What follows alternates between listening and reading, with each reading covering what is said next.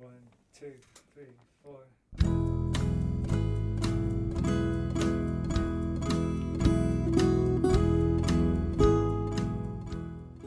You're listening to the Skylight Books podcast.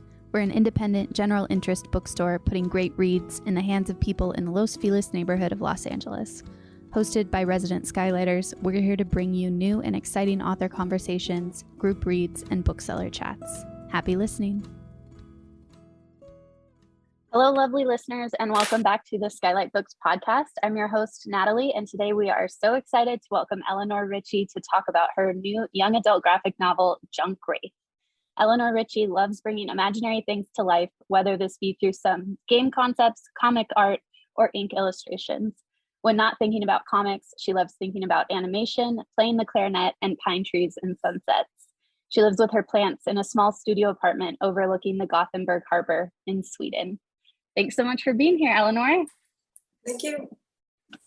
I loved this so much. It was so fun. I am so excited to talk to you about it. I'm very curious where the whole idea for a JUNKWRAITH started. Maybe you could define a JUNKWRAITH for us, for our listeners, and give us a little background there.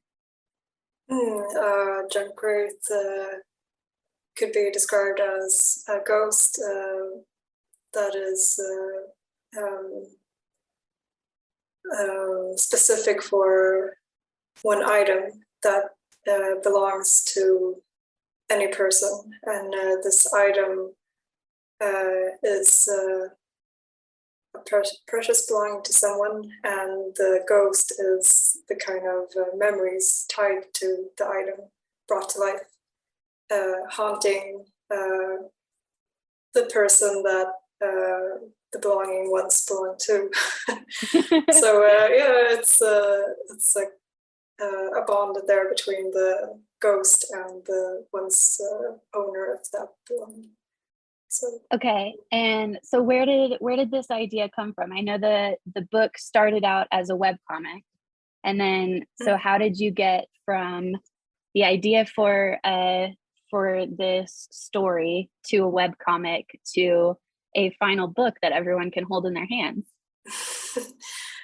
It's kind of hard to pinpoint exactly when I got the idea. It's kind of a mix of several themes that I enjoy. It's the kind of I guess a lot of inspiration comes from playing games and kind of the whole concept of objects and an inventory, and having it's kind of defining the things that belong to you and kind of what makes them special, and also the whole idea of kind of exploring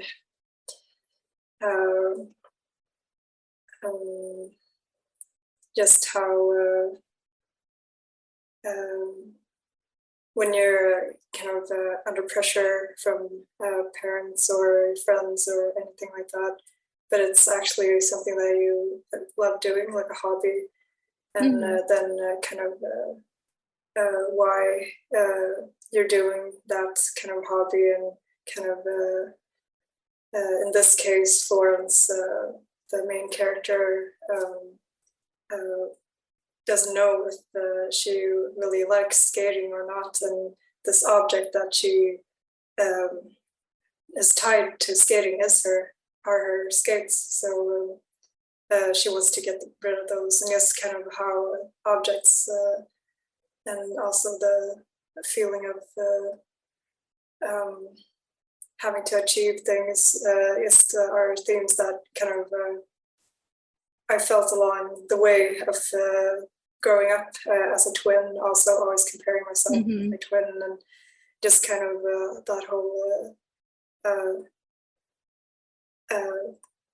so there are themes that I was kind of grew up with thinking about, and so came kind of natural, but it was kind of a slow kind of process of mixing things, and it slowly became this comic. And I started it when I went to comic school. There's actually a school where you can do comics in Sweden. I did that after I tried working with the games for a while, but didn't really feel ready for it, since I want to kind of explore narratives a little bit more. I felt that I always wanted to work with stories, and I always wanted to bring things to life, and I wanted to animate, but I don't really have the patience, I think, for it. Yeah, I can do small things, but nothing bigger. And I just felt like comics can be a nice middle ground for that. And I started with web comics, since it's an easy way to kind of get motivated. I guess meeting others that can read, and you can get response directly, and it was fun trying it out. I never continued doing it after a few episodes or a few chapters of the comic. That's all I did until I kind of waited a while, and then I'll at least try to see if I can get it published, maybe like pitch it in, and then Top Shelf appeared. So, and then I continued doing the comic. So did you have an idea of how you wanted to open up or expand Flo's world, or did you have to kind of really sit down and be like, okay, I have to expand it now, so what are we gonna do? It was more like that. I kind of had an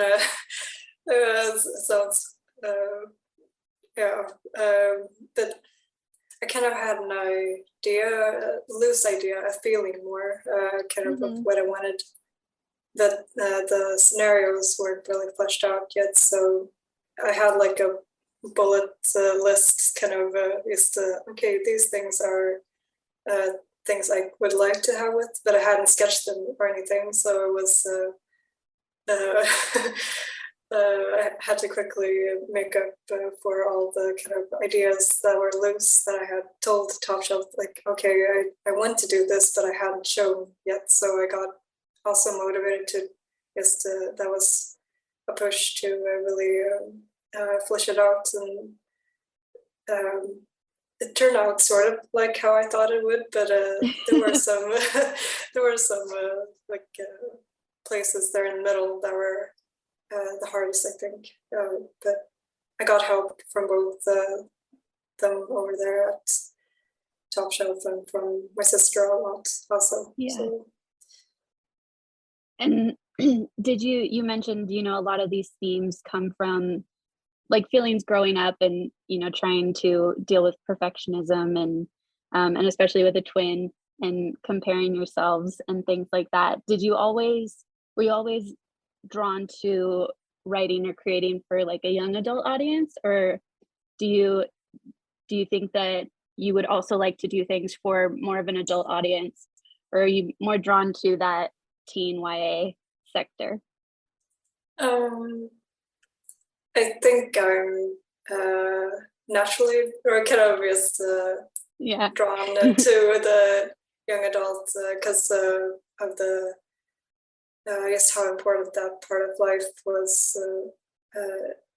I can still feel like I have a lot of me that is still kind of indulging in that part of kind of culture that I grew up, or that I took in at that age, and is still kind of as important to me, like games and comics and stuff like that. And but there are several. I think I'm definitely in the mood to do. I have done like smaller, very short, like comics about just everyday life, and that I feel doesn't have to specifically be for any audience itself. JUNKWRAITH is a fictional work, in that I think maybe that's kind of when you have to create a world and that whole endeavor, it felt easier to do it in a more playful manner, and just escapism in itself is you have to kind of exist in a world that, or when you're working with it, you have to exist in a world that you enjoy being in a way. Yeah. Spending time, your mind spends a lot of time in that world, so it felt like I wanted to create something that I can enjoy too. That if I ever do any adult or work of fiction or work of kind of comic Yeah. work.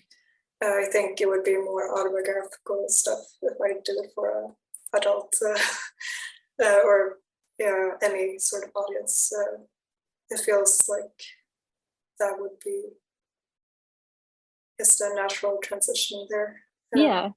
Well, and especially with, I mean, if you're building a world, even more so, I'd say, than with just a novel with words. If you're drawing that world too, you're gonna want to exist in it. It's got to be somewhere that you want to be. If you're listening to the words and you're looking at it, you're very much immersed in it. And so on that end too, can you tell us a little bit about how the whole process of putting it together? You mentioned that you put some bullet points together for Top Shelf, like narrative wise, of places you wanted to go when you expanded, but what's the process of putting a graphic novel together? Do you draw first and then write the narrative? Do you write the narrative and then build out the world around it? A little bit of both?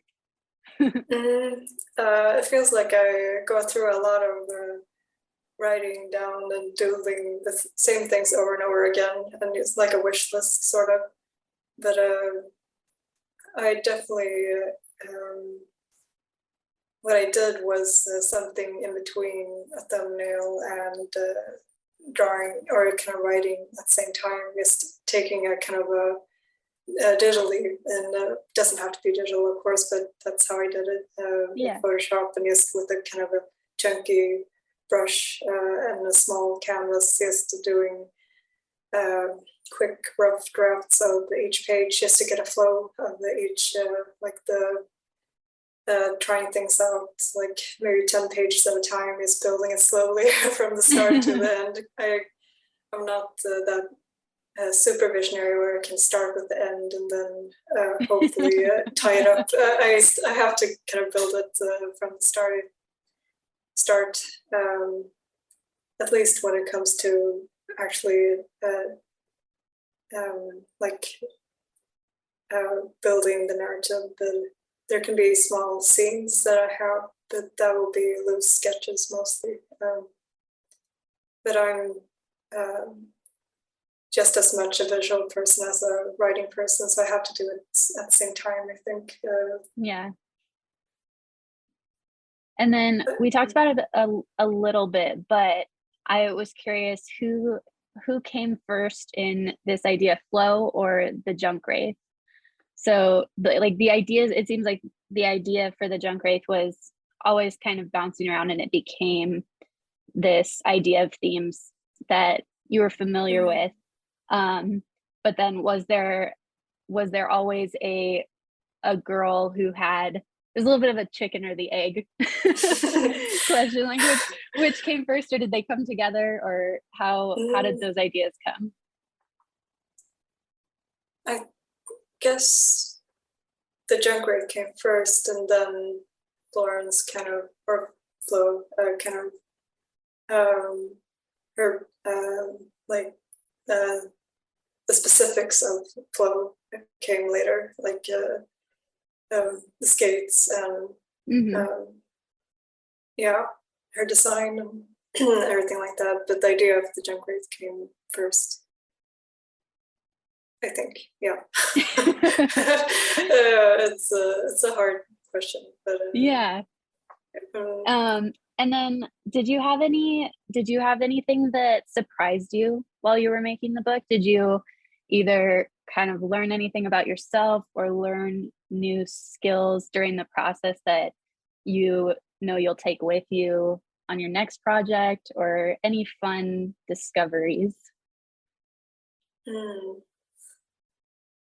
Yeah, I used something that I never really thought of as I drew it was how much space it takes panel-wise, each panel, to draw action scenes, and that's still something that's just, I'm blown away by when I read manga or other more action-packed or at least that's common in manga, at least the very airy kind of storytelling. And I had a teacher at comic school that drew manga, and she told me like, oh, I have to like double the frame. The page count. Yeah, make it breathe airier, and that's kind of something that was kind of a mind-opening experience, just noticing how much better the pacing became when I gave. Maybe that's that in general, like giving a scene just air, and I still feel like some of the scenes wouldn't it wouldn't do any harm to give them even more air. But it's done. So, but that was something I learned along the way.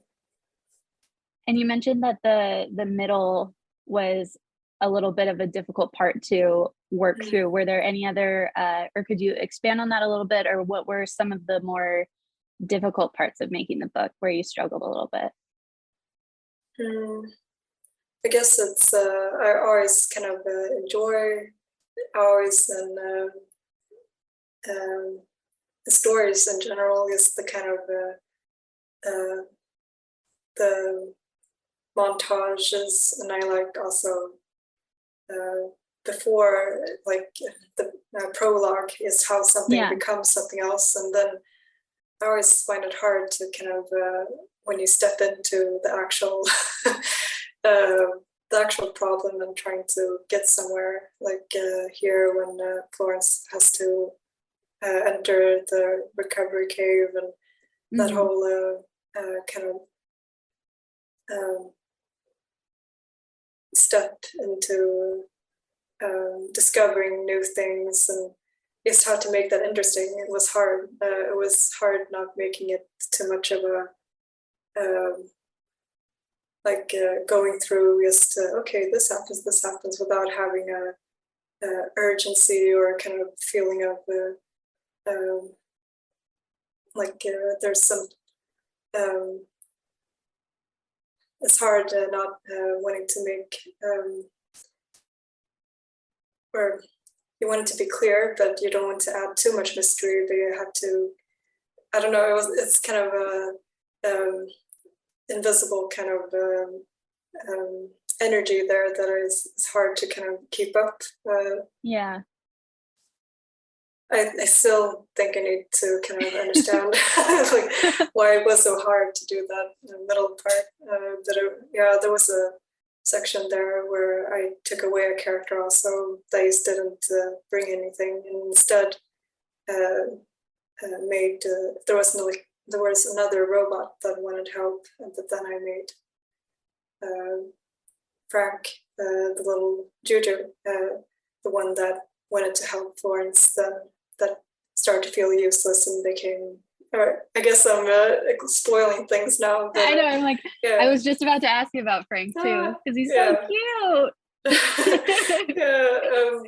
So there were things that I changed just to kind of tie it more together and make the characters that already were in the story more, to develop them more. So it made it a little easier to just narrow it down a bit. And then which parts were the most fun? Where did you have the most fun in creating this world and putting it all together? It was I like montages, so it was fun with the kind of when she has to learn the whole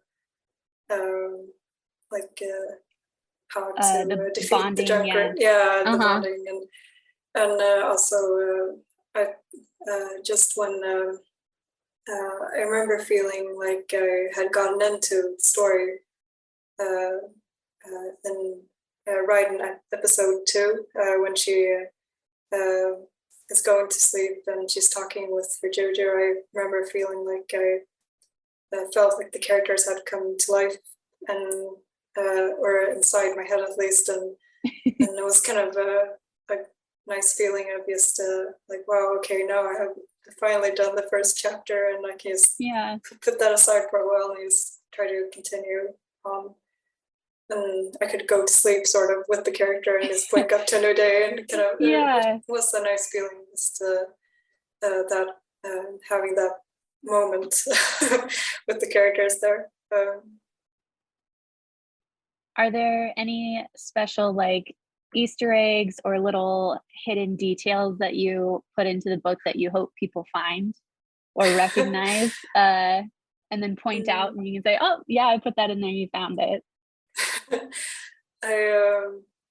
I drew in my boyfriend as one of the. I think he is the only one that knew. Maybe my sister can find him too, or someone else. Yeah, and like one of the small characters inside the town, once Duchamp, the agent, is talking in this intercom thing, or the juju. He used to pan over the city a little, and you can see him there. But yeah, that's the only Easter egg. I don't think I have I thought of putting in more, but I didn't really know how to do it. So yeah. And then what would you want to say to anyone who reads the book who connects with Florence and feels that they have like a similar story, which I think all of us do. We all remember that part of our lives, even if we're still in it, where we are dealing with perfectionism, trying to live up to people's expectations, deciding if this thing that we've been doing forever is something we actually really like. Especially since this is a story that you've geared towards young adults. Those are all things they're dealing with. And young adult graphic novels have become easily one of my favorite genres because we're all still dealing with those themes as adults. And it's a nice reminder, and they're always really fun, heartwarming stories. So if you have any advice for those kids who still feel that way and pick this book up. I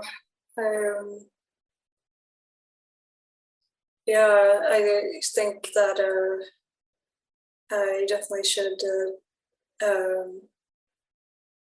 try to understand the reason behind why you do, just try to evaluate like why you do things, like probably whose reason, why do you do it, and just kind of